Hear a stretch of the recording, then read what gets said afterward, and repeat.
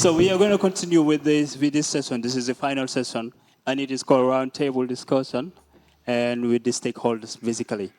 So the idea here is basically to have an interaction with the stakeholders, particularly the ones that are here. Of course, we have been contacting so many of them, but to grace this occasion, and now that they're here, we want to have an interaction with them because we believe it's important to talk to them and also disseminate the project results and impact. So the agenda here would be objectives of this session, and we will also introduce the stakeholders that are here, invitees.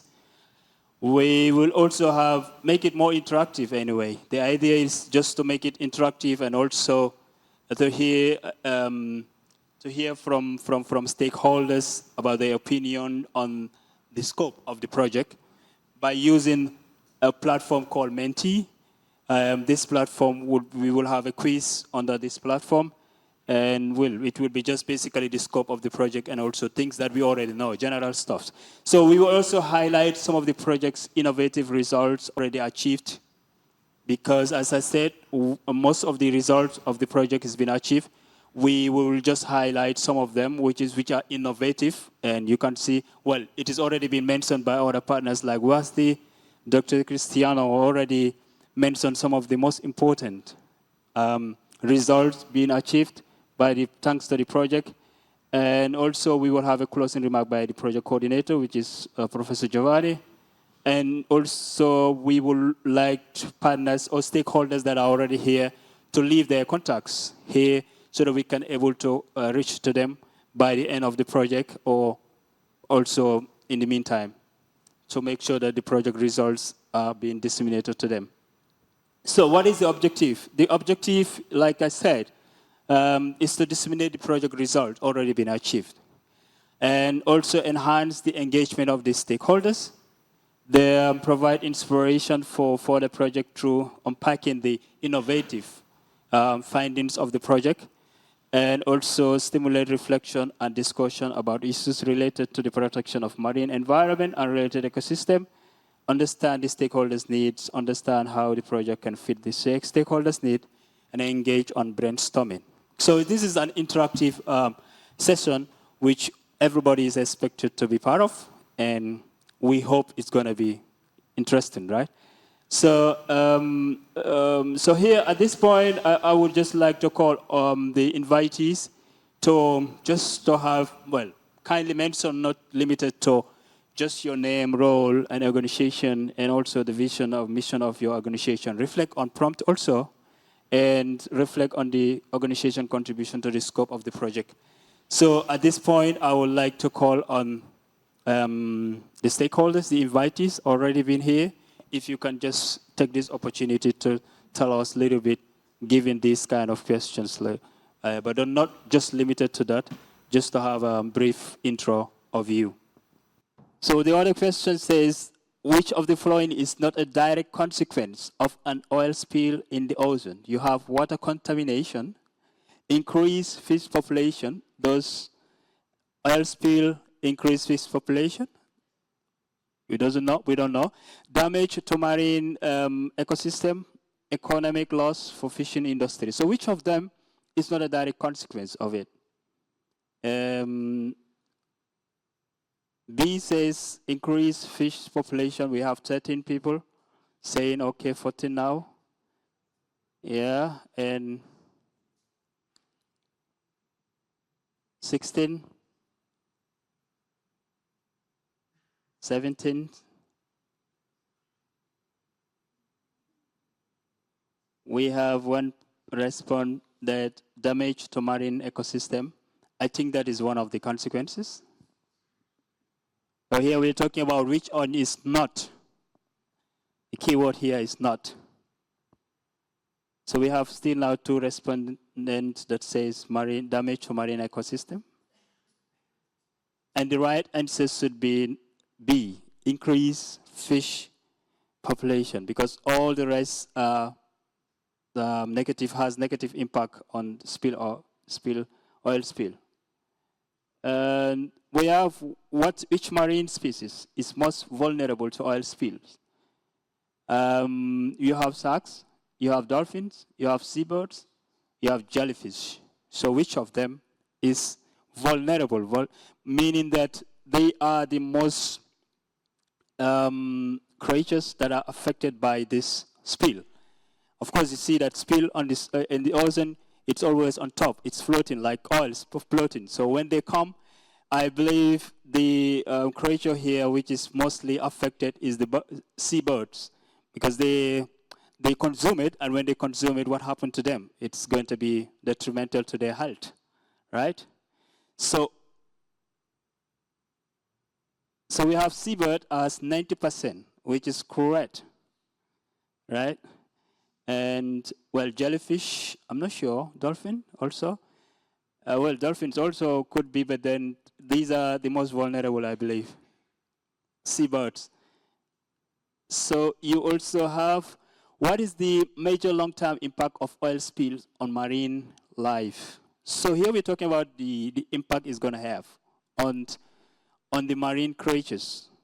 And we have genetic mutation and fast reproduction rates, increase in marine biodiversity, strengthened immune system. So genetic mutation, it's leading, and I think it's the right answer. Oh, well. Yes, thank you. So what is the major cause of ship accident at sea? So what is the major cause of it?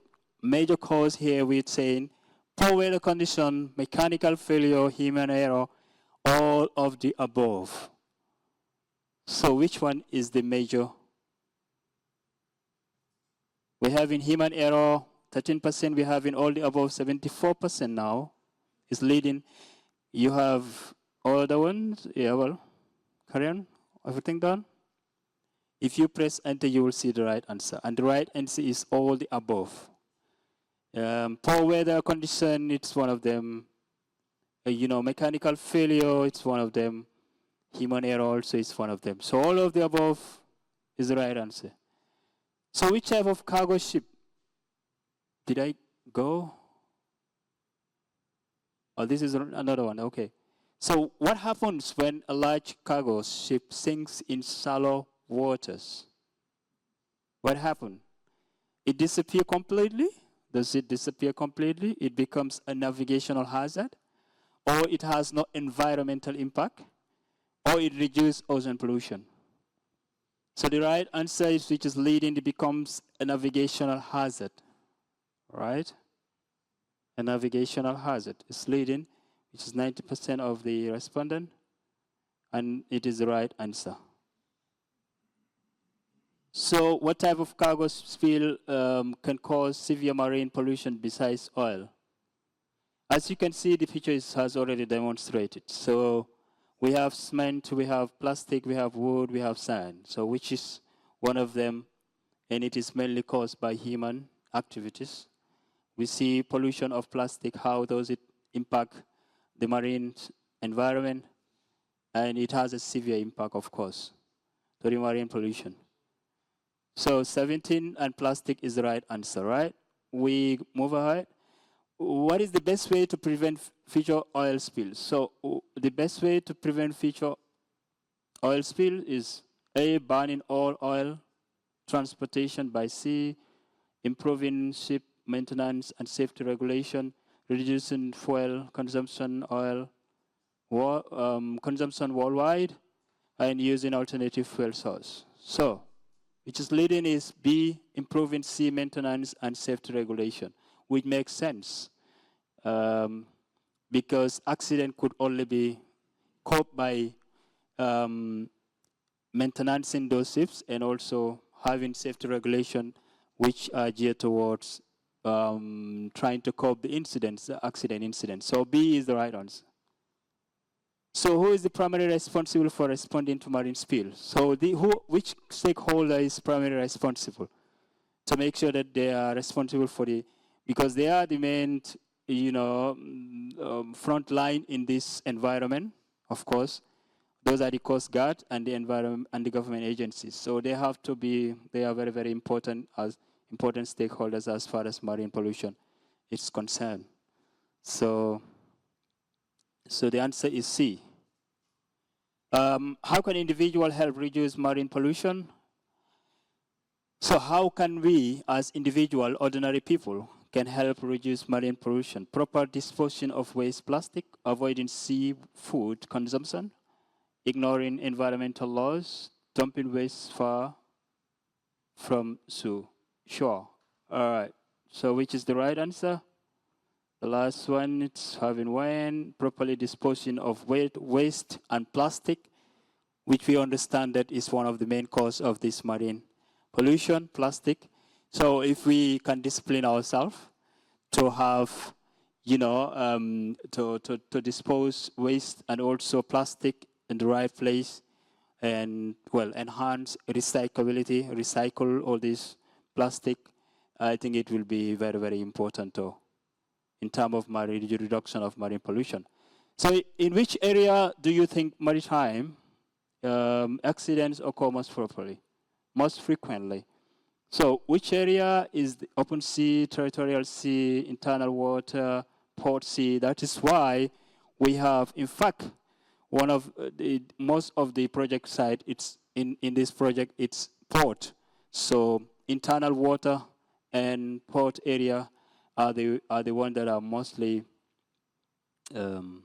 affected by maritime accidents. So that's why involving port in this project, in fact, it's important. So the other one says, so this is the open-ended question anyway here. Here it's more of you writing your idea or whatever you think it is, and there is nothing like one specific answer. You just have to write what you think it is, and then it will be demonstrated here. So what challenges do you think need to be addressed when tracking lost containers in the sea?